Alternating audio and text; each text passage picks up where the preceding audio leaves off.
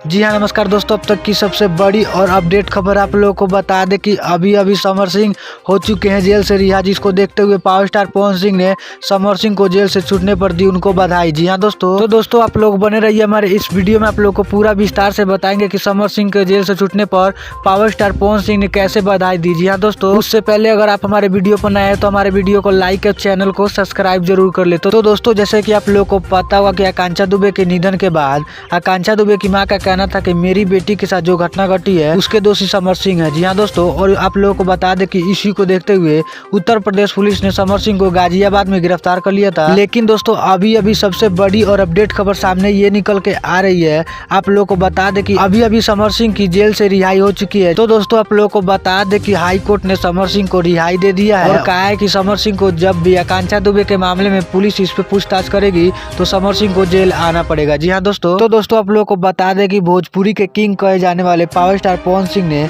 समर सिंह को बधाई देते हुए कहा कि आकांक्षा दुबे के मामले में समर सिंह ने कुछ नहीं किया है। अगर समर सिंह इस घटना के दोषी होते तो हाई कोर्ट इस पर कड़ी से कड़ी सजा देती। तो दोस्तों आप लोगों को क्या लगता है कि आकांक्षा दुबे के साथ जो घटना घटी है उसके दोषी कौन है, समर सिंह या कोई और? आप लोग अपना राय इस कमेंट बॉक्स में जरूर बताइएगा।